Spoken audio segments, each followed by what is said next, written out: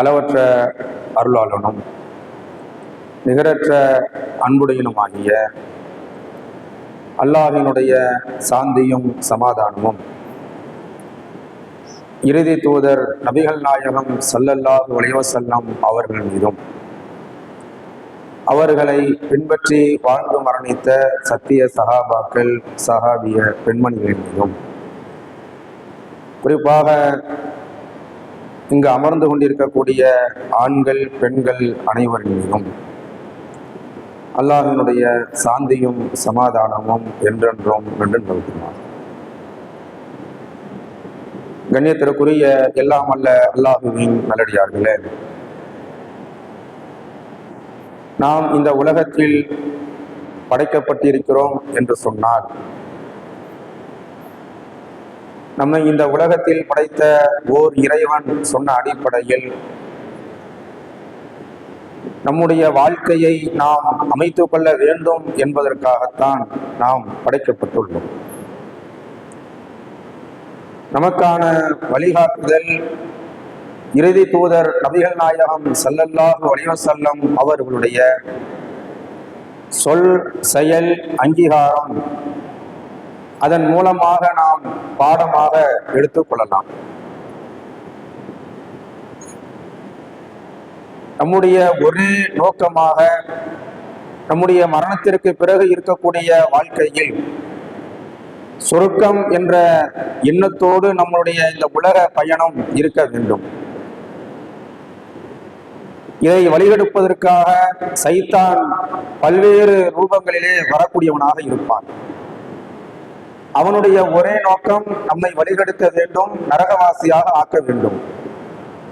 நாளை மறுமையிலே மஹ்ஷர் மைதானத்திலே நாம் எழும்போது நரகத்திற்குரியவர்களாக, நரகத்தினுடைய விறகுகளாக நிறுத்தி வைக்க வேண்டும் என்பது சைத்தானுடைய நோக்கம். அதே நேரத்தில் சொர்க்கவாசிகளாக இன்பமாக மகிழ்ச்சியாக எந்த ஒரு கவலையும் இல்லாமல் நாம் எழுந்து நிற்பதற்கான எல்லா வழிகாட்டுதலும் இஸ்லாத்திலே சொல்லப்பட்டு இருக்கின்றது. அதற்கு நாம் அங்கு இங்கு போய் பல்வேறு ஆராய்ச்சிகளை செய்து நம்மை நாம் கட்டமைத்துக் கொள்வதற்கு, நம்மை நாம் பக்குவப்படுத்திக் கொள்வதற்கு நேரத்தை வீணடிக்க வேண்டிய அவசியம் இல்லை. ஏனென்று சொன்னால் நம்முடைய மார்க்கம், இந்த இஸ்லாம் என்ற இந்த மார்க்கம் என்பது இலகுவான வழிகளை இலகுவான முறையில் நாம் நேர்வழி பெற வேண்டும் என்பதற்காக அனைத்து வழிகாட்டுதலையும் கொடுத்த ஒரு மார்க்கமாக இஸ்லாம் இருந்து வருகின்றது. சைத்தான் உன்னை வழிகெடுப்பான். அப்படி வழிகெடுக்கும் பொழுது நீ நேர்வழி பெற வேண்டும் என்று சொன்னால் அப்போது நீ சைத்தான் பின்னால் செல்ல வேண்டாம். திருக்குர்ஆன் இருக்கிறது. இறுதி தூதர் நபிகள் நாயகம் ஸல்லல்லாஹு அலைஹி வஸல்லம் அவர்களுடைய பொன்மொழிகள் இருக்கிறது. அதை நீ பார்த்தால், படித்தால், அதை நீ அறிந்து கொண்டால் நீ நேரு வழியில் நடப்பாய் என்பதற்கான அனைத்து ஆவணங்களும் செய்திகளும் இஸ்லாத்திலே சொல்லப்பட்டு இருக்கின்றன. நம்முடைய இறுதி தூதர் நபிகள் நாயகம் ஸல்லல்லாஹு அலைஹி வஸல்லம் அவர்கள்தான் என்பதில் மாற்று கருத்து கொள்ளாதவர்கள்தான் இஸ்லாமியர்களாக இருந்து கொண்டிருக்கின்றோம். அவர்களுடைய வாழ்க்கை வரலாற்றை நாம் கொஞ்சம் சிந்தனை செய்து பார்த்தோம் என்று சொன்னால் நம்மை நாம் பக்குவப்படுத்திக் கொள்வதற்கு ஏதுவாக இருக்கும். நபிகள் நாயகம் ஸல்லல்லாஹு அலைஹி வஸல்லம் அவர்களுடைய அனைத்து செயல்பாடுகளும் அனைத்து போதனைகளும் சொர்க்கத்தை குறித்து, சொர்க்கத்தை பெறுவதற்கான வழிமுறையாக இருந்தது.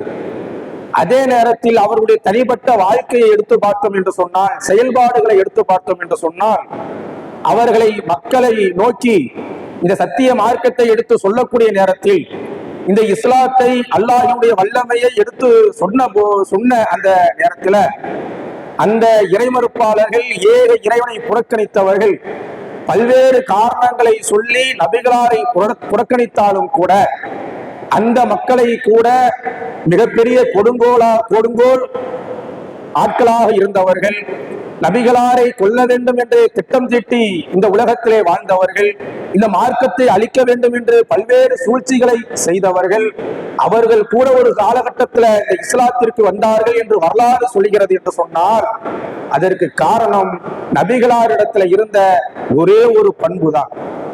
அனைத்து மக்களையும் மதிக்க வேண்டும், அனைத்து மக்களிடத்திலும் அன்பான முறையில், பாசமான முறையில், நேசமான முறையில் நடந்து கொள்ள வேண்டும் என்ற அந்த ஒற்றை பண்பின் காரணத்தினால் மிகப்பெரிய கொடுங்கோலர்கள், மிகப்பெரிய அழிவை ஏற்படுத்த வேண்டும் என்று நினைத்தவர்களை எல்லாம் இந்த மார்க்கத்தின்பால் வசப்படுத்தியவர்கள் அல்லாஹ்வின் தூதர் ஸல்லல்லாஹு அலைஹி வஸல்லம். அல்லாஹ் தனது திருமறை குர்ஆனில நபிகளாரை பற்றி அல்லாஹ் அழகாக சொல்லி காட்டுகிறான். வ இன்னக லஅலா ஹுலுகின் அலீம்.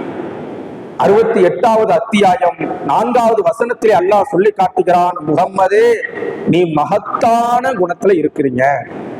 உங்களுடைய குணம் என்பது சாதாரண குணம் கிடையாது, மகத்தான ஒரு குணம் உங்களிடத்துல இருக்கிறது. அதன் காரணத்தினால் உங்களை பார்க்கக்கூடியவர்கள் கூட, உங்களுடைய நடவடிக்கைகளை உற்று நோக்கக்கூடியவர்கள் கூட இந்த இஸ்லாத்தின்பால் சாறை சாறையாக வருகிறார்கள் என்று சொன்னால் உங்களிடத்துல இருக்கக்கூடிய அந்த நல்ல பண்பு, உங்களிடத்தில் இருக்கக்கூடிய அந்த நல்ல குணம்தான் என்று இறைவன் நபியை பார்த்து ஸ்லாகித்து சொல்லி காட்டுகிறார்.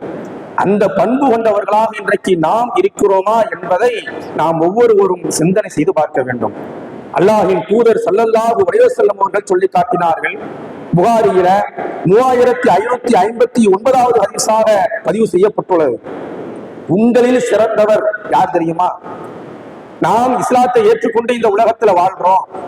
வணக்கத்திற்கு தகுதியானவன் அல்லாஹை தவிர வேறு யாரும் இல்லை, முகமது தான் அல்லாஹ்வுடைய தூதராக அடியாராக இருக்கிறார்கள் என்ற அந்த உயர்ந்த கலிமாவை ஏற்று இந்த உலகத்திலே வாழக்கூடிய ஒட்டுமொத்த இஸ்லாமிய சமூகத்தில் வாழக்கூடிய மனிதர்களை பார்த்து அந்த மனிதர்களில் சிறந்தவர்கள் யார் என்று அல்லாஹ் பிரித்து காட்டுகிறான். லா இலாஹ இல்லல்லாஹ்னு சொல்லிட்ட, அல்லாஹ்வை ஏத்துக்கிட்ட, முகமதை ஏத்துக்கிட்ட, நீ இறை நம்பிக்கையாளராக இந்த உலகத்துல வாழ்ற. அப்படி இருக்கக்கூடிய அந்த கூட்டத்தில இந்த கூட்டத்தில் சிறந்தவர்கள் யார் தெரியுமா? அதையும் அல்லாஹ்வின் தூதர் அவர்கள் சொல்லி காட்டினார்கள். இன்ன மின் ஹியாரிக்கும் அஃஸலுக்கும் அஹ்லாகன். உங்களில் சிறந்தவர், இறை நம்பிக்கையாளர்களில் சிறந்தவர் யார் என்று சொன்னால், யாரிடத்திலே நல்ல குணம் இருக்கிறதோ அவர்கள்தான் அல்லாஹ்விடத்திலே சிறந்தவர்கள், மனிதர்களில் சிறந்தவர்கள் என்று அல்லாஹ்வின் தூதர் ஸல்லல்லாஹு அலைஹி வஸல்லம் அவர்களும் சொல்லக்கூடிய செய்தியை நாம் பார்க்கலாம். இந்த பண்புகளைத்தான் இஸ்லாம், இறைவன், இறை தூதர் நபிகள் நாயகம் ஸல்லல்லாஹு அலைஹி வஸல்லம் அவர்கள் நம்மிடத்தில் எதிர்பார்க்கிறார். இஸ்லாத்தை ஏற்பது, லா இலாஹ இல்லல்லாஹ் சொல்வது, முஹம்மது ரசூலுல்லாஹ் சொல்வது, வணக்கத்திற்குரியவன் அல்லாஹ் ஒருவன் தான் என்று ஏற்றுக்கொள்வது ஒரு புறம் இருந்தாலும் கூட, ஏற்றுவிட்டு இந்த மார்க்கத்திலே எப்படி நீ பயணிக்கிறாய், உன்னுடைய குணம் எவ்வாறு இருக்கிறது என்பதை இஸ்லாம் சோதித்து பார்க்கிறது. இறைவன் அதை சோதித்து பார்க்கிறான். அந்த குணம் உள்ளவர்களாக இன்றைக்கு நாம் இருக்கிறோமா என்பதை சிந்தனை செய்து பார்க்க வேண்டும். அல்லாஹ்வின் தூதர் நபிகள் நாயகம் ஸல்லல்லாஹு அலைஹி வஸல்லம் அவர்கள் சொல்லக்கூடிய ஒரு செய்தி திருமதி என்ற ஹதீஸ் நூலில் 2004வது ஹதீஸாகவும் 1927வது ஹதீஸாகவும் பதிவு செய்யப்பட்டுள்ளது. மனிதனை அதிகமாக சொர்க்கத்திலே நுழைவிக்கக்கூடியது எது? இன்னைக்கு நம்ம எல்லோருமே சொல்லிட்டு போயிருவோம், தொழுதா போதும், நோன்பு வச்சா போதும், சக்காத்து கொடுத்தா போதும், ஹஜ்ஜுக்கு போனா போதும், உம்ரா செஞ்சா போதும். இன்றைக்கு பரவலாக நம்முடைய உள்ளத்திலே நடவடிக்கைகள் இருப்பது அதுதான். சொர்க்கத்துக்கு போகணுமா, இந்த காரியத்தை நான் செஞ்சா போதும், நான் சொர்க்கத்துக்கு போயிருவேன் என்று சர்வ சாதாரணமாக யாரிடத்துல கேட்டாலும் இந்த பதிலை நாம் சொல்வோம். ஆனால் அல்லாஹ்வின் தூதர் நபிகள் நாயகம் ஸல்லல்லாஹு அலைஹி வஸல்லம் அவர்கள் சொல்லி காட்டினார்கள், மனிதனை அதிகமாக சொர்க்கத்திலே நுழைவிக்கக்கூடிய காரியம் எது தெரியுமா? அழகான முறையிலே சொல்லி காட்டினார்கள். அவர்களிடத்தில் இருக்கக்கூடிய இறையச்சம். எந்த காரியத்தை செய்தாலும் அந்த காரியத்தை இறையச்சத்திற்காக, இறை பயத்திற்காக, இறைவனுக்காக இஹ்லாஸோடு யார் செய்கிறார்களோ அதை இறைவன் எதிர்பார்க்கிறான். அவர்களுக்குத்தான் இறைவன் அதிகமாக சொர்க்கத்தை கொடுக்கின்றான். அதற்கு அடுத்தபடியாக அவர்களிடத்திலே இருக்கக்கூடிய நன்னடத்தை, நல்ல நல்ல பண்புகள் தான் அவர்களை சொர்க்கத்திலே அதிகமாக கொண்டு சேர்க்கும் என்று நபிகள் நாயகம் ஸல்லல்லாஹு அலைஹி வஸல்லம் அவர்கள் நமக்கு சொல்லி காட்டினார். இந்த பண்புகள் கொண்டவர்களாக இந்த உலகத்துல நமக்கு கிடைக்கக்கூடிய அந்த வாழ்க்கையில சில மணி நேரங்கள்ல, நாட்கள்ல நம்மிடத்துல இந்த பண்பை நாம் உருவாக்கி கொள்ள வேண்டும். அந்த பண்போடு வாழ்ந்து கொண்டே இருக்க வேண்டும். இறைவன் நம்முடைய உயிரை எப்போது எடுப்பான் என்பது தெரியாது. குல்லு நஃப்ஸின் ஆயக்கத்தில் மவுத், ஒரு நாள் நாம் மவுத்தாகுவ, இறைவனுக்கு முன்னால் நாம் போய் நிற்கப்படுவ, எல்லாத்தையும் அறிந்த நாம் இதை மறந்தவர்களாக இன்றைக்கு உலகத்திலே வாழ்ந்து கொண்டிருக்கிறோம். எப்படி வேணுமானாலும் பேசலாம், எப்படி வேணாலும் அவதூறுகளை பரப்பலாம் என்ற எண்ணம் நம்முடைய உள்ளத்திலே அப்படியே தலை தூக்குகிறது. அதுக்கு காரணம் என்ன தெரியுமா? சைத்தான் நம்மை ஒரு கட்டத்துல அப்படியே கொண்டு சேர்க்கின்றான். நீ என்ன பேசினாலும் சரி, என்ன அவதூறு பரப்பினாலும் சரி, யாரை பற்றி என்ன யார்கிட்ட பேசினாலும் சரி, பேசு, யாரு கேட்க போறா ஒண்ணு என்பதை போன்ற சிந்தனையை சைத்தானுடைய உள்ளத்துல ஏற்றான். சைத்தானுடைய வேலை தான், வேற யாருடைய வேலையும் கிடையாது. சைத்தானுடைய எண்ணம் என்ன? எப்படியாவது நீ சொருக்கு நரகத்துக்கு போகணும்டா, அதுக்கு நான் ஏதாவது உன்னை உள்ளத்துல போட்டு உன்னை நரகத்திற்கு இழுத்து செல்வதற்கான எல்லா ஏற்பாடுகளையும் நான் செய்வேன் என்பதில் சைத்தான் உறுதியாக இருக்கிறான். நம்ம இதுக்கு படிப்பனைக்கு எங்கேயுமே போக வேண்டியது இல்லைங்க. ஆயிஷா நாயகி அவர்களுடைய அவதூறு சம்பவத்தை எல்லோருமே அறிந்து வச்சிருக்கிறோம். ஆயிஷா நாயகி யார்? ரசூல் ஸல்லல்லாஹு அலைஹி வஸல்லம் அவர்களுடைய மனைவி, மிக தூய்மையானவர்கள், எல்லோருக்குமே தெரியும், வாச்சிகத்தே கிடையாது. ஒட்டுமொத்த இஸ்லாமிய சமுதாயம் ஆயிஷா நாயகி அவர்களுடைய வாழ்க்கை வரலாற்றை, அவர்களுடைய நன்னடத்தையிலே எந்த ஒரு குறையும் காண மாட்டார்கள், கற்பனையிலே கூட நினைத்து பார்க்க மாட்டார்கள். அந்த அளவிற்கு இந்த உலகத்திலே அவர்கள் அழகான முறையில, நேர்மையான முறையில, சுத்தமாக வாழ்ந்த ஒரு பெண்மணியாக ஆயிஷா ரலியல்லாஹு அன்ஹா அவர்கள் இந்த உலகத்துல வாழ்ந்தாங்க. ஆனால் சைத்தானுடைய எண்ணோட்டம், மனிதர்களுடைய செயல்பாடு என்ன தெரியுமா? ஒரு மனிதன் இந்த உலகத்திலே சரியான பாதையிலே சென்றான் என்று சொன்னான், மார்க்கத்தை கடைபிடித்து, இஸ்லாத்தை கடைபிடித்து, அல்லாஹ்வை பற்றி பிடித்து, நபிகளாரை பின்பற்றி இந்த உலகத்திலே வாழ்ந்தான் என்று சொன்னால், சில மனிதர்கள் எப்படி மாறுவார்கள் என்பதற்கு ஆயிஷா நாயகி அவர்களுடைய சம்பவம் எடுத்துக்காட்டாக இருக்கிறது. அவதூற பரப்பு. நீ நல்ல அவன் செஞ்சானா செய்யலையா, அவன் இதை பார்த்தானா பார்க்கலையா, அது தேவையில்லை. அவதூற தெளிச்சு விட்டோம்னா போதும், அது அப்படியே பரவி நிற்கும், அது தவறான பிம்பத்தை ஏற்படுத்தும் என்பதற்கு ஆயிஷா நாயகி அவர்களுடைய வாழ்க்கை வரலாறு நமக்கு மிகப்பெரிய ஒரு படிப்பினை. ஆயிஷா நாயகி அவர்கள் ஒரு ரசூல் ஸல்லல்லாஹு அலைஹி வஸல்லம் அவர்களுடைய வாழ்க்கை வரலாறு என்ன? ஒரு போர்க்களத்துக்கு போனாங்கன்னு சொன்னா மனைவியே கூட அழைச்சிக்கிட்டு போவாங்க. ஒவ்வொரு போர்க்களத்துக்கும் சீட்டு குலுக்கி போடுவாங்க. யாருடைய பெயர் வருதோ அந்த மனைவி அழைச்சிக்கிட்டு ரசூலுல்லாஹ் போவாங்க. அப்போது ஆயிஷா நாயகி அவர்கள் ஒரு கட்டத்துல ஒரு போர்க்களத்திற்கு அழைத்து செல்லக்கூடிய ஒரு நிலை ஏற்படுகிறது. அழைத்து செல்கிறார்கள். அந்த காலத்துல எப்படி அழைச்சிட்டு போவாங்க பெண்களை? அதுவும் அன்னை ஆயிஷா ரலியல்லாஹு அன்ஹா அவர்களை எப்படி அழைச்சிட்டு போனாங்க? ஒரு சந்துக் என்று சொல்லக்கூடிய மறைவான ஒரு இடத்தை ஏற்பாடு செய்து, ஒட்டகத்தில் ஏற்பாடு செய்து மறைத்து வைக்கப்பட்ட அவர்கள் பயணத்திலே புறப்படுகிறார்கள். போர்க்களத்துக்கு போறாங்க. போர்க்களம் வெற்றி அடைகிறது. திரும்ப வருகிறார்கள். வரும்பொழுது ஆயிஷா நாயகி அவர்கள் கொஞ்சம் தங்கி தங்கி தான் போவாங்க. இப்பொழுது இருக்கக்கூடிய வாகனம் போன்று அப்போது கிடையாது. தங்கி தங்கி போறாங்க. மதீனாவை நோக்கி போகும் பொழுது ஒரு இடத்துல தங்குறாங்க. இயற்கை தேவை ஏற்படுகிறது. அவர்கள் தூரமாக அந்த இடத்துல இருந்து இறங்கி வெளியில போயிடுறாங்க. அவர்கள் வருவதற்கு தாமதமாகிறது. என்ன காரணம்? அவர்கள் அணிந்திருந்த ஒரு கழுத்து மாலை அருந்து கீழே விழுந்து விடுகிறது. அதை தேடிக்கிட்டு இருக்கிறாங்க. இவங்க மறந்துட்டு வாகனத்தை எடுத்துக்கிட்டு போயிடுறாங்க. அவருடைய உடலும் மெல்லிய உடலாக இருந்த காரணம், ரொம்ப வெயிட்டும் கிடையாது. அதனால அவங்க உள்ள இருக்கிறாங்களா இல்லையானே தெரியல. தூக்கி கொண்டு செல்கிறார்கள். ஆயிஷா நாயகி அவர்கள் அங்கங்க அழைச்சிட்டு வந்து பாக்குறாங்க. இவர்கள் இருந்த இடத்துல யாருமே இல்லை. எல்லாருமே பயணத்துல மேற்கொண்டு போயிட்டாங்க. ஆனா ரசூலுல்லாஹ்வுடைய ஒரு செயல்பாடு என்ன தெரியுமா? ஒரு கூட்டம் இங்கிருந்து வேறொரு இடத்திற்கு நகர்கிறது என்று சொன்னால், இங்க வரதற்கு முன்பாக இன்னொரு இடத்துல தங்கி இருப்பாங்கல்ல, அங்க ஒரு நபர் வந்து கொண்டு இருப்பார். இங்க ஏதாவது விட்டுட்டு போயிட்டாங்கன்னு சொன்னா இதை எடுத்துக்கிட்டு இவர் இங்கே வருவார். இப்படி ஒரு செட்டப் ரசூல் ஸல்லல்லாஹு அலைஹி வஸல்லம் அவர்கள் ஏற்படுத்தி இருந்தாங்க. ஒரு நபர் வருகின்றார். வந்து பாக்குறாங்க. ஒரு நபர் படுத்து தூங்குறாங்க. ஆயிஷா நாயகி அவர்கள் தேடி தேடி பார்த்துட்டு ஒரு கட்டத்துல அந்த இடத்துல படுத்து தூங்கிடுறாங்க. தூங்கக்கூடிய அந்த நேரத்துல சௌஃபான் பின் முஅத்தல் அஸ்லமி அத்தக்வானி என்று சொல்லக்கூடிய ஒரு நபர் வருகின்றார். வந்து பாக்குறாங்க. அந்த பார்த்து விட்டு ஒரு வார்த்தையை சொன்னார்கள், இன்னா லில்லாஹி வ இன்னா இலைஹி ராஜிஊன். இந்த ஒரு வார்த்தையை மட்டும்தான் அந்த மனிதர் சொல்கின்றார். சொல்லக்கூடிய அந்த நேரத்துல ஆயிஷா நாயகி அவங்க விழிச்சு பாக்குறாங்க. இந்த மனிதர் நிற்கிறாங்க. பிறகு அவர்கள் ஒட்டகத்தில் ஏற்றப்படுகிறார்கள். பயணம் மேற்கொள்ளப்படுகிறது. அந்த பயணம் போவதற்குள்ளாக அவதூறு செய்திகள் பரப்பப்படுகிறது. ஆயிஷா நாயகி அவர்கள் மீது தப்பும் தவறுமாக இல்லாத கொள்ளாத செயல்பாடுகள் மக்களுக்கு மத்தியிலே பரப்பப்படுகிறது. எந்த அளவிற்கு என்று சொன்னால், இது எந்த அளவிற்கு மிகப்பெரிய ஒரு தாக்கத்தை ஏற்படுத்தியது என்று சொன்னால், ரசூலுல்லாஹ்விற்கே ஒரு கலக்கம், ஒரு தயக்கம் ஏற்படுகிறது. ஆயிஷா நாயகி அந்த ஹதீஸ்ல சொல்லுவாங்க, நான் வந்து பயணம் செஞ்சு மதீனாவுக்கு போயிட்டேன். எனக்கு உடம்பு முடியல, ரொம்ப காய்ச்சலாக இருந்தது. நான் வீட்டுக்குள்ள இருந்த 1 மாத காலத்திற்கு பின்புதான் இந்த அவதூறு செய்தி எனக்கு தெரியும். இந்த அவதூறு செய்தி எனக்கு எப்ப தெரியும்? என்னை பத்தி மக்களே மதினாவுல இல்லாத கொள்ளாத பேசிக்கொள்வது, தப்பும் தவறுமாக எடுத்து சொல்வது, அவருக்குள்ளாக முழுகி பேசிக் கொள்வது எனக்கு எப்போது தெரியும் என்று சொன்னால், 1 மாதத்திற்கு பிறகுதான் தெரியும். அதற்கு பிறகு என்னுடைய கண்களில் இருந்து தண்ணீர் நிற்கவில்லை. அழுது கொண்டே இருந்தேன். என்னுடைய முகமெல்லாம் நீங்கிவிட்டது. ரசூல் ஸல்லல்லாஹு அலைஹி வஸல்லம் அவர்கள் என்னை நலம் விசாரிப்பதற்கு கூட வரவில்லை. காரணம் என்ன? அவங்களுக்கே ஒரு தயக்கம். அந்த அளவிற்கு அந்த அவதூறு செய்தி என்பது மக்களுக்கு மத்தியிலே பரப்பப்படுகிறது. இங்க யார் நிரபராதி? ஆயிஷா நாயகி அவர்கள் மேல தவறு இருந்ததா? அவர்கள் மீது குற்றம் இருந்ததா? அவங்களுக்கு இந்த சம்பவமே தெரியாது. அவர்கள் ஓரமாக இருக்கிறாங்க. ஆனால் பேசக்கூடியவர்கள் பேசிக்கொண்டே இருந்தார்கள். மனிதனுடைய எண்ணோட்டம் அப்படிதான். மனிதனுடைய செயல்பாடு இன்றைக்கு எப்படி இருக்கிறது என்று சொன்னால், சம்பந்தப்பட்ட ஓரமா அனுப்பான், அவனுக்கு ஒண்ணுமே தெரியாது. ஆனால் பரப்ப வேண்டிய செய்தியை, அவதூறு சொல்ல வேண்டிய செய்தியை இன்றைக்கு பரப்பி கொண்டே இருக்கிறார்களே, இது தவறு என்பதற்கு அன்னை ஆயிஷா ரலியல்லாஹு அன்ஹா அவர்களுடைய வாழ்க்கை வரலாறு நமக்கு படிப்படியாக இருக்கிறது. ஒரு கட்டம் வருகிறது, இறைவனுடைய புறத்தில் இருந்து அறிவிப்பு வருகிறது. ஆயிஷா நாயகி அவர்கள் மீது பரப்பப்பட்ட செய்தி என்பது அவதூறு என்று சொன்னதற்கு பிறகுதான் ரசூல் ஸல்லல்லாஹு அலைஹி வஸல்லம் அவர்கள் கூட மிக தெளிவாகி அன்னை ஆயிஷா ரலியல்லாஹு அன்ஹா அவர்களை சந்திக்கக்கூடிய அளவிற்கு, அவர்களிடத்தில் முகம் கொடுத்து சிரித்து பேசக்கூடிய அளவிற்கு அவர்கள் மாறுகிறார்கள் என்று சொன்னால், இந்த அவதூறு எந்த அளவிற்கு பாவம் என்பதை நாம் புரிந்து கொள்ள வேண்டும். எந்த அளவிற்கு குற்றம் என்பதை நாம் புரிந்து கொள்ள வேண்டும். அதை நாம் புரிந்து இது போன்ற செய்தி நிலைகளில் இருந்து, அந்த எண்ணங்களில் இருந்து நாம் ஒதுங்கி இருக்க வேண்டும். அல்லாஹ் தன்னுடைய திருமறை குர்ஆனிலே சொல்லி காட்டுகிறான், யா அய்யுஹல்லதீன ஆமனூ இஜ்தனிபூ கஸீரம் மினல் லன்னி.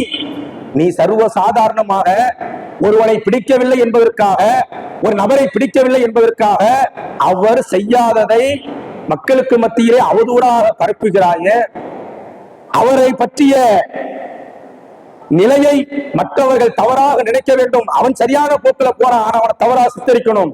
அவனை பற்றி எல்லோருமே சரியான முறையில சிந்திக்கிறாங்க, நல்லவன்னு சொல்றாங்க, போற்றுறாங்க, புகழ்றாங்க. அது எனக்கு பிடிக்கல. அதன் காரணத்தினால நான் அவனை பத்தி தப்பு தவறுமா எல்லாத்தையும் சொல்லிக்கிட்டே இருக்கணும். ஒரு கட்டத்தில் அது எப்படி இருக்கும் தெரியுமா? இவனை பார்த்தாலுமே இவன் அப்படி இருப்பானோ கேட்கறதெல்லாம் கிடையாது. உன்னை பத்தி இப்படி சொன்னாங்களே, உன்னை பத்தி இப்படி போனாங்களே, அந்த சிந்தனைக்கே வழிவகுக்காமல் இந்த அவதூறு எப்படி மாற்றப்படுகிறது என்று சொன்னால், அவரை பார்த்தாலுமே இவனை பத்தி அப்படி சொன்னாங்களே, அப்படி இருப்பானோ, அவன் அங்க நிக்கிறானே, இங்க நிக்கிறானே, அதை பேசுறானே, இதை பேசுறானே, அதை வாங்குறானே, இதை கொடுக்கிறானே, அப்படி இருப்பானோ என்ற தவறான எண்ணோட்டத்தை உருவாக்கக்கூடிய ஒரு செயலாக அவதூறு இருக்கிறது. கொஞ்சம் யோசித்து பாருங்கள். அன்னை ஆயிஷா ரலியல்லாஹு அன்ஹா இடத்துல நேரடியாக கேட்டிருந்தால் அன்னைக்கே பிரச்சனை முடிஞ்சிருக்கும். ஆனால் பல மாதங்கள் கடந்து இறைவனுடைய தீர்ப்பு வந்ததற்கு பிறகு அவர்கள் நிரபராதியாக ஆக்கப்பட்டார்கள் என்று சொன்னால், இது இறைவன் அவர்களுக்கு வசனத்தை இறக்கினா, புரிஞ்சு கொடுத்தா, தெளிவடைந்தார்கள். அதன் காரணத்தினால இன்னைக்கு அப்படி இருக்குதா? கொஞ்சம் யோசிச்சு பாருங்க. நம்ம ஒரு நபர் மேல அவதூறு பரப்புறோம், தப்பு தவறுமா எடுத்து சொல்றோம், இது சரியான ஆளுதான் என்று சொல்வதற்கு இறைவன் வசனத்தை இறக்க போறான கிடையாது. ஆனால் நாம் இன்றைக்கு பரப்பி கொண்டிருக்கிறோமே, ஒரு மனிதனை பார்க்கக்கூடிய நேரத்தில் தவறான எண்ணத்தோடு நாம் இன்றைக்கு பார்த்து கொண்டிருக்கிறோமே, இந்த எண்ணோட்டம் என்பது தவறு. அதிலிருந்து நாம் விலகி இருக்க வேண்டும் என்பதைத்தான் இஸ்லாம் சொல்லி காட்டுகிறது. அப்படி அல்லாமல் நீ மற்றவரின் மீது அவதூறு பரப்புகிறாய், உனக்கு பிடிக்கவில்லை என்பதற்காக அவனை தப்பும் தவறுமாக மக்களுக்கு மத்தியிலே தெளிவுபடுத்துகிறாய், அவனை அசிங்கப்படுத்துகிறாய் என்று சொன்னால் இஸ்லாம் சொல்லி காட்டுகிறது. அல்லாஹ் தன்னுடைய திருமறை குர்ஆனிலே சொல்லி காட்டுகிறான். 49வது அத்தியாயம் 12வது வசனத்தில் இறைவன் சொல்லி காட்டுகிறான். நீ யார் தெரியுமா? நீ ஒரு மனிதன் குற்றம் செய்தான் என்று சொன்னால், அந்த குற்றத்தை, பாவத்தை, தீமையை அவனுக்கு நேராக சொல்ல திராணி இல்லாமல் மக்களுக்கு மத்தியிலே செய்யாததை அவதூறாக நீ பரப்பக்கூடியவனாக இந்த உலகத்தில் இருந்தால், நீ எப்படிய மனிதன் என்று சொன்னால் அவனுடைய மாமிசத்தை, கரியை பித்து தின்பதற்கு சமம். இஸ்லாம் கடுமையாக ஒரு வார்த்தையை இதற்குத்தான் சொல்லி காட்டுகிறது. நம்ம என்ன நினைச்சுக்கிறோம்? அவனை பத்தி சொல்றோம், இவனை பத்தி சொல்றோம், யார் என்ன கேட்க போறா, யாருக்கு என்ன தெரிய போகுது என்று சர்வ சாதாரணமாக கலந்து செல்கிறோமே. ஆனால் திருமறை குர்ஆன் நமக்கு சொல்லி காட்டுகிறது, நீ இப்படி சொல்லிட்டு போயிட்ட, நீ யார் தெரியுமா? இறைவன் பாதையில, இறைவனுடைய பார்வையில நீ யார் தெரியுமா? நீ யாரை பற்றி அவதூறு பேசினாயோ, தப்பும் தவறுமாக மக்களுக்கு மத்தியில விதைத்து விட்டாயோ, நீ அவருடைய மாமிசத்தை, கரியை பீத்து தின்பதற்கு சமம் என்று இறைவன் கடுமையான ஒரு வார்த்தையை இங்கே பயன்படுத்துகிறான். கொஞ்சம் யோசிச்சு பாருங்க. முஸ்லிமா இந்த உலகத்துல வாழ்றோம், இறை நம்பிக்கையாளராக இந்த உலகத்துல வாழ்றோம். அல்லாஹ் ஒருவன்னு ஏத்துக்கிட்டோம், ரசூலுல்லாஹ் தூதர்னு ஏத்துக்கிட்டோம். இதை ஏற்றுக்கொள்ளாதவர்கள் பல்வேறு நிலையில இருக்கிறார்கள், நமக்கு பேச்சு இல்ல. ஆனால் ஒரு இறைவன் தான், இஸ்லாம் தான் தூய்மையான மார்க்கம் என்று சொல்லக்கூடிய அந்த கொள்கையை ஏற்றுக்கொண்டிருக்கக்கூடிய நாம் எப்படி இருக்கணும்? ஒரு மனிதன் தவறு செய்யாம மூஞ்சுக்கு நேரம் போய் சொல்லு, அவனை திருத்திக் கொள்வதற்கு அது வாய்ப்பா இருக்கும். அதைத்தான ரசூலுல்லாஹ் செஞ்சாங்க. சஹாபாக்கள் தொழுகையிலும் சரி, இன்னொரு நிகழ்வுகளிலும் சரி, ஒரு தவறை செய்யக்கூடிய நேரத்துல நேரா அந்த மனிதரை சந்தித்து அந்த தவறை சுட்டி காட்டுவாங்க. அதை திருத்துவதற்கு அவருக்கு அது வழிவகையா இருக்கும், அதை திருத்துவதற்கான ஒரு வாய்ப்பாக அது இருக்கும். நம்ம என்ன செய்யறோம்? சம்பந்தப்பட்ட ஆட்ட போய் எந்த வார்த்தையும் சொல்றது கிடையாது. உடனே மற்றவரிடத்தில் அதை அவதூறாக பரப்பிவிட்டு அவனை பற்றிய ஒரு சிந்தனையை, தவறான எண்ணோட்டத்தை தவறாக அப்படியே பரப்பிடுகிறோமே. இதை பற்றி இஸ்லாம் சொல்லி காட்டுகிறது, இது உங்களை நாசமாக்குவதற்காக நீங்களே தோண்டிக் கொள்ளக்கூடிய குழிதான். அது அவனுக்கு எந்த ஒரு பாதிப்பையும் ஏற்படுத்தாது. இறைவன் தன்னுடைய திருமறை குர்ஆன்ல சொல்லி காட்டா, சூழ்ச்சியாளர்களுடைய சூழ்ச்சி அவர்களுக்குத்தான். மற்றவர்களுக்காக நம்ம ஒரு குழியை தோன்றோம்னு சொன்னா அந்த குழியில ஒரு நாள் நம்ம தான் விழுவோம். இதைத்தான் இஸ்லாம் சொல்லி காட்டுகிறது. அடுத்தவர்களின் மீது நாம் நல்லெண்ணம் கொள்ள வேண்டும் என்பது இஸ்லாத்தினுடைய அடிப்படை. நபிகள் நாயகம் ஸல்லல்லாஹு அலைஹி வஸல்லம் அவர்கள் சொல்லி காட்டினாங்கல்ல, நீங்க தர்மம் செய்யுங்க, ஏழை எளியவர்களுக்கு உதவி செய்யுங்க, அடுத்தவருடைய பசியை போக்குங்க, அதெல்லாம் தர்மம், அது உங்களை சொர்க்கத்துல கொண்டு சேர்க்கும், சொர்க்கத்துடைய பாதையை லேசாக்கும். ரசூலுல்லாஹ் சொன்னாங்கல்ல, அந்த ரசூல் ஸல்லல்லாஹு அலைஹி வஸல்லம் அவர்கள் சொன்னார்கள், நீ பிற மனிதனை பார்த்தால் சிரித்த முகத்தோடு சந்திக்கிறைய, அது கூட ஒரு தர்மம் தான். நீ மற்றவங்களை பார்க்கக்கூடிய நேரத்துல சிரித்த முகத்தோடு பார்த்து அஸ்ஸலாமு அலைக்கும், உங்கள் மீது சலாம் உண்டாகட்டும், அல்லாஹ்வுடைய அருள் உண்டாகட்டும் என்று நீ சந்தித்தால் உனக்கு நன்மை இருக்குது. அவன் திருப்பிக்கிட்டு போனா போகட்டும், அது அவனுடைய. நம்ம ஒவ்வொரு நபரும், நான் ஒரு முஸ்லிமா இருக்கிறேன், அல்லாஹ்வை ஏத்துக்கிட்டு வாழ்றேன், நான் ஒரு மனிதனை பார்க்கிறேனா, சலாம் சொல்லி முகத்தை சிரிச்ச முகத்தோட அவனை பார்க்கணும். இதைத்தான் இஸ்லாம் சொல்லி காட்டுகிறது. இன்றைக்கு கடுமையா இருந்துட்டு நாளைக்கு நம்ம இருப்போமான்னு சொல்ல முடியாது. அதே நேரத்தில் நாம் பரப்பக்கூடிய அவதூறுகள், நாம் பரப்பக்கூடிய தவறான பிம்பங்கள் என்பது நாளை மறுமையில நமக்காக வந்து ஒரு குழியை தோண்டி வைக்கும். நீ நரகத்துக்கு போ என்று சொல்லி, நரகத்துடைய நெருப்பை கண்டை அது அப்படியே கக்கரித்துக் கொண்டிருக்கும். வா, நீ அவதூறு பரப்புரையில எந்த அளவுக்கு தெரியுமா? அல்லாஹ்வின் தூதரவர்கள் சொல்லி காட்டினார்கள், திவாலாகி போனவர்கள் என்றால் யார் தெரியுமா? ரசூல் ஸல்லல்லாஹு அலைஹி வஸல்லம் அவர்கள் அழகான முறையில சொல்லி காட்டினாங்க. முஸ்லிம்ல 4678வது செய்தி, அபூ ஹுரைரா ரலியல்லாஹு அன்ஹு அவர்கள் சொல்றாங்க, திவாலாகி போனவர்கள் என்றால் யார்? இந்த உலகத்துல அவர்கள் எப்படி வாழ்ந்தவர்கள்? தொழுதவர்கள், நோன்பு வைத்தவர்கள், தான தர்மங்கள் செய்தவர்கள், ஹஜ்ஜுக்கு போனவர்கள், உம்ரா செய்தவர்கள், இஸ்லாத்திலே சொல்லப்பட்ட அனைத்து வணக்க வழிபாடுகளையும் இந்த உலகத்திலே நிறைவேற்றுவதற்காக எல்லா பாதையையும் லேசாக்கி கொண்டவர்கள். அவர்களை எடுத்து பார்த்தோம்னு சொன்னா, நல்ல நல்ல காரியங்களை செஞ்சிருக்கிறாரு, நல்ல நல்ல அமல்களை செஞ்சிருக்கிறாரு என்று மற்றவர்களெல்லாம் பேசக்கூடிய அளவிற்கு நன்மையான காரியங்களிலே ஊறி திகழ்ந்த ஒரு மனிதர். அவர் மறுமை நாளில் எழுப்பப்படுவார், மக்ஷர் மைதானத்தில் எழுப்பப்படுவாரு. அவர் எழுந்திருச்சு அப்படி நிற்கும் பொழுது மற்றவர்கள்லாம் பார்க்கக்கூடிய நேரத்தில் அவர் எப்படி இருப்பார் தெரியுமா? இவரு தாண்டா சொர்க்கவாசி, இவரு நிச்சயமா சொர்க்கத்துக்கு தான் போவாரு என்று எல்லோரும் அடித்து சொல்லக்கூடிய அளவிற்கு இவருடைய தோற்றம் இருக்கும். இவருக்கு பின்னால் நன்மைகளுடைய மூட்டை குவிந்து கிடக்கும். ஆனால் இவர் நரகவாசி. ஏன் நரகவாசி?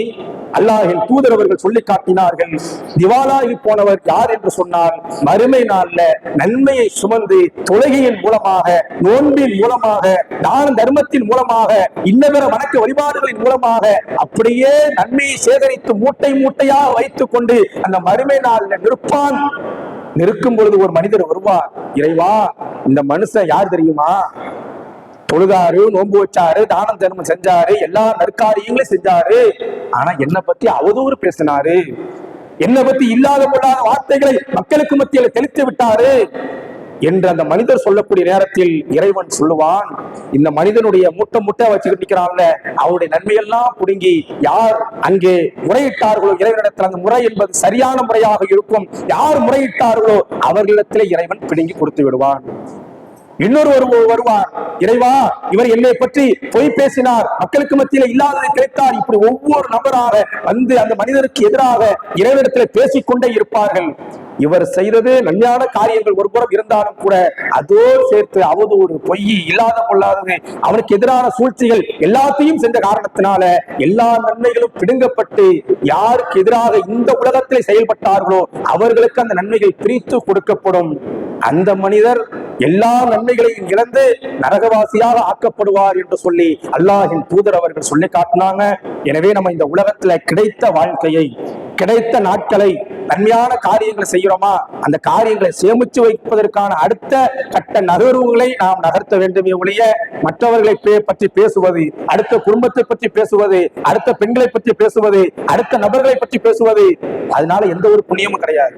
அதை நாம் நினைத்து பார்த்து நம்ம இந்த உலகத்துல எப்படி வாழ்றோம், நாம் மரணிக்கும் பொழுது எப்படி மரணிக்க போற அந்த சிந்தனையோடு நம்முடைய வாழ்க்கையை நகர்த்தி செல்லக்கூடியவர்களாக ரப்புல் ஆலமீன் நம் அனைவரையும் ஆக்கி அருள் புரிவானாக. அஸ்ஸலாமு அலைக்கும் வரஹ்மத்துல்லாஹி வபரகாத்துஹு.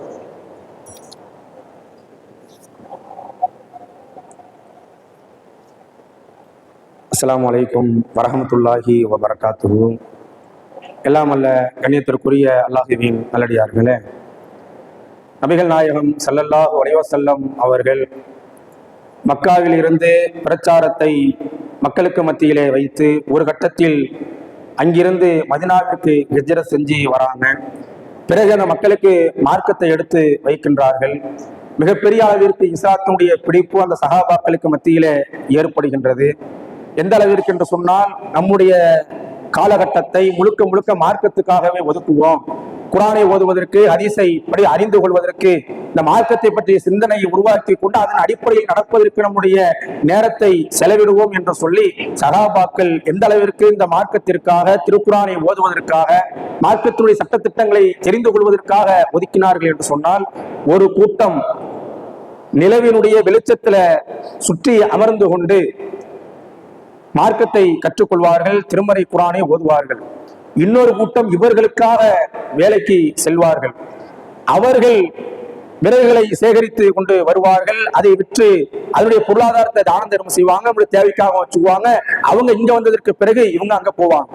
இதே போன்ற நபிகளாரை சுற்றி ஒரு கூட்டம் இருந்து கொண்டே இருக்கும், மார்க்கத்தை படிச்சுக்கிட்டே இருப்பாங்க. இவங்க ஒரு நாள் வேலைக்கு போவாங்க, வேலைக்கு சென்றவர்கள் மறுநாள் இந்த மார்க்கத்தை படித்துக் கொள்வார்கள். இப்படி மாறி மாறி இந்த இஸ்லாத்தை கற்றுக்கொள்வதற்காக இரவு பகல் பார்க்காமல் இந்த மார்க்கத்தை அறிந்து கொள்வதற்காக நேரத்தை ஒதுக்கியவர்கள் சஹாபாக்களாக இருந்தாங்க. நபித்தோழர்கள் இந்த உலகத்துல வாழ்ந்து விட்டு போனார்கள். ஆனா இப்போ உள்ள காலகட்டம் என்பது பெரும்பான்மையாக மார்க்கத்திற்கு செலவிடுவது என்பது நம்மிடத்திலே குறைவாகத்தான் இருக்கிறது. குறிப்பாக நம்முடைய பிள்ளைகள், குழந்தைகள் இருக்கிறாங்கல்ல, இளைஞர்கள் இருக்கிறாங்க. இன்னைக்கு நம்மளுடைய ஊரினுடைய நிலைமை தெரியும். பல்வேறு போதை வஸ்துகளுக்கு உட்கொள்ளப்பட்டு தவறான பாதையிலே செல்லக்கூடிய இளைஞர்களும் இருக்கிறாங்க. அவங்களை நேர்வழிப்படுத்த வேண்டிய பொறுப்பு பெற்றோர்களாக இருக்கக்கூடிய நமக்குத்தான் இருந்து கொண்டிருக்கிறது. அதே நேரத்தில் அவங்க ஸ்கூலுக்கு போறாங்க, காலேஜுக்கு போறாங்க. இப்படி போகக்கூடிய நேரத்துல இந்த மார்க்கத்திற்காக செலவிடுவதில் என்பது குறைவாக இருக்குது. ஸ்கூலுக்கே போனான்னு ஒரு 5வது படிக்கிறான், 3வது படிக்கிறான், 4வது படிக்கிறான்னு சொன்னா அவன் ஸ்கூலுக்கு போயிட்டு வரத்துக்கு 6 மணி ஆயிருது. இப்போ நம்மளுடைய ஊரினுடைய நிலை, மக்தப் மதரசா கூட படிக்க முடியாத ஒரு நிலை இன்றைக்கு உருவாகி இருக்குது. அதனாலதான் நம்முடைய ஜமாத்தின் சார்பாக, நம்முடைய நூற்பள்ளியின் சார்பாக இசா தொழுகைக்கு பிறகு அவங்க இந்த மார்க்கத்தை 1 மணி நேரம் 8 to 9, அதாவது இசா தொழுகை எத்தனை மணிக்கோ அதுல இருந்து 1 மணி தொழுகை முடிஞ்ச கையோட அதுல இருந்து ஒரு 1 மணி நேரம் மார்க்கத்தை எடுத்து அந்த பசங்களுக்கு சொல்லணும். அவனுடைய நேரம் என்பது குறைவாக இருக்குது. அதனால இது ஒரு மணி நேரம் ஒதுக்கினாச்சும் அவனுக்கு இந்த மார்க்கத்தை சொல்லிக் கொடுக்கணும். அல்லாஹ்வை பத்தி, ரசூலை பத்தி, மலக்குமார்களை பத்தி தெரியாத அறியாத மக்களாக அவங்க இருக்கிறாங்க என்பதை புரிந்து நம்முடைய ஜமாத்தின் சார்பாக, நம்முடைய பள்ளிவாசலின் சார்பாக ஒவ்வொரு வாரத்தினுடைய சனிக்கிழமை மட்டும்தான் இது, சனிக்கிழமை இஷா தொழுகைக்கு பிறகு 1 மணி நேரம் இந்த நிகழ்ச்சி வாரந்தோறும் நடக்கும். உங்களுடைய பிள்ளைகளை அனுப்பி வைக்குமாறு கேட்டுக்கொள்கிறோம். அஸ்ஸலாமு அலைக்கும் வரஹ்மத்துல்லாஹி வபரகாத்துஹு.